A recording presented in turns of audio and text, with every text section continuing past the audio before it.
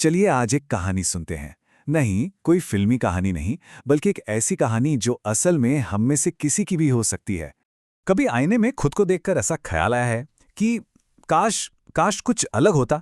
एक छोटी सी, बस एक छोटी सी इच्छा कि जैसे हम हैं उससे थोड़ा और बेहतर होते।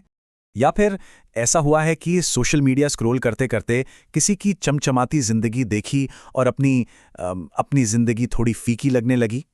ये ख्याल सच कहूं तो बहुत ही आम है। और हाँ, ये आखिरी सवाल, अगर इन सवालों में से कोई भी दिल के किसी कोने में टकराया हो ना, तो यकीन मानिए आज की ये कहानी सुनना बहुत जरूरी है। तो चलिए मिलते हैं प्रिया से। प्रिया दिल्ली में रहने वाली एक 27 साल की प्रोफेशनल है और उसकी कहानी में हो सकता है हम सबको अपनी या किसी जानने वाले की एक झलक जरूर दिखे। देखिए, बाहर से अगर कोई प्रिया की जिंदगी को देखता तो क्या कहता, वाह क्या लाइफ है, अच्छी नौकरी, दिल्ली में अपना अपार्टमेंट, कुछ अच्छे दोस्त भी, सब कुछ तो परफेक्ट है। लेकिन कहानी का दूसरा पहलू यह था कि अंदर ही अंदर वो एक बहुत भारी बोझ उठाए हुए थी, खुद को नापसंद करने का बोझ। उसकी सोच का पैटर्न कुछ ऐसा था, कोई उसकी तारीफ कर दे तो उसे लगता था कि अले नहीं, बस ऐसे ही बोल रहे हैं। और वहीं दूसरी तरफ किसी और को सफल होते देखती तो मन में आवाज आती, काश मैं भी इतनी कॉन्फिडेंट होती। सोशल मीडिया पर तो बस यही चलता था, अपनी जिंदगी की तुलना दूसरों से करना। और ये एक आदत सी बन गई थी। और फिर एक दिन कुछ ऐसा हुआ जो उसकी जिंदगी को पूरी तरह से बदल सकता था। ऑफिस में एक बहुत बड़ा एक नया प्रोजेक्ट आया और जानते हैं उसे लीड करने के लिए किसे चुना गया? प्रिया को। अब ऐसे में तो किसी को भी खुश होना चाहिए, है ना? लेकिन प्रिया खुश नहीं हुई। उसका पहला रिएक्शन था डर, एकदम खालिस डर। उसे लगा मैं ये नहीं कर पाऊंगी। और बस पूरी रात वो एक ही बात सोचती रही, अगर मैं फेल हो गई तो क्या होगा? तो अगली सुबह क्या हुआ, उसने हिम्मत हारकर अपने मैनेजर को एक मैसेज भेज दिया, सर शायद मैं इस प्रोजेक्ट के लिए सही नहीं हूं, कोई और बेहतर रहेगा। मतलब मौका मिलने से पहले ही उसने हार मान ली। अब सोचिए मैनेजर का जवाब क्या आया होगा। क्या उन्होंने कहा होगा ठीक है प्रिया कोई बात नहीं, या फिर कहानी ने कोई और ही मोड़ ले लिया? मैनेजर का जो जवाब आया वो सिर्फ एक मैसेज नहीं था, वो प्रिया की जिंदगी का टर्निंग पॉइंट था। उन्होंने लिखा, मैंने तुम्हें इसलिए चुना है क्योंकि मैंने पिछले 1 साल से तुम्हारा काम देखा है। तुम खुद को कम आंकती हो, मैं तुम्हें ज्यादा नहीं आंक रहा, मैं तुम्हारी असली कीमत देख रहा हूं। सोचिए, किसी और ने उसमें वो देख लिया था जो वो खुद में कभी नहीं देख पाई। कहते हैं प्रिया ने उस मैसेज को बार बार पढ़ा और पढ़ते पढ़ते उसकी आंखें भर आई। तो प्रिया ने वो प्रोजेक्ट ले लिया।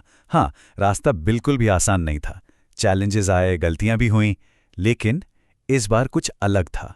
इस बार गलतियों से डील करने का उसका तरीका पूरी तरह बदल चुका था। पहले क्या होता था, कोई भी गलती होती तो मन में पहला ख्याल आता, मैं इतनी बुरी क्यों, मुझसे ही क्यों होता है ऐसा? लेकिन अब वो खुद से पूछती थी, ठीक है गलती हुई, पर मैं इस गलती से सीख क्या सकती हूं? बस इतना सा, सोच का इतना सा बदलाव और उसकी पूरी दुनिया बदल रही थी। इसी को तो कहते हैं सेल्फ लव या आत्म प्रेम। इसका मतलब ये नहीं है कि हम खुद को परफेक्ट समझे, नहीं, इसका मतलब है खुद के सबसे अच्छे दोस्त बनना, खासकर उन लम्हों में जब हमसे कोई गलती हो जाए। पर सवाल ये है कि ये जो अंदर से खुद को कोसने वाली आवाज है, ये आती कहां से है? अक्सर इसकी 3 बड़ी वजह होती हैं। एक, तुलना, जब हम अपनी असल जिंदगी की तुलना सोशल मीडिया की चमक दमक वाली दुनिया से करते हैं। 2, हमारी पुरानी मान्यताएं, बचपन में या कभी भी किसी ने हमारे बारे में कुछ नेगेटिव कहा और वो बात मन में घर कर गई। और 3, सब कुछ या कुछ नहीं वाली सोच, मतलब या तो मैं परफेक्ट हूं या मैं एक फेलियर हूं, बीच का कोई रास्ता ही नहीं। अच्छा, चलिए इस बात को महसूस करने के लिए एक छोटा सा, बहुत ही छोटा सा अभ्यास करते हैं साथ में। जहां भी हैं, एक पल के लिए बस आंखें बंद कर लीजिए और पिछले 1 हफ्ते के बारे में सोचिए। कोई भी ऐसी चीज याद कीजिए जो करके अच्छा महसूस हुआ हो, चाहे वो कितनी ही छोटी क्यों ना हो। काम का कोई टारगेट पूरा किया हो, किसी की मदद की हो, या बस अपने लिए 5 मिनट निकाले हों, कुछ भी। और उस पल की अच्छी वाली फीलिंग को जरा महसूस कीजिए।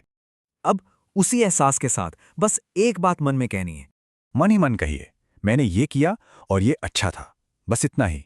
अपनी छोटी छोटी जीतों को मानना, उन्हें सेलिब्रेट करना, यहीं से तो बदलाव की शुरुआत होती है।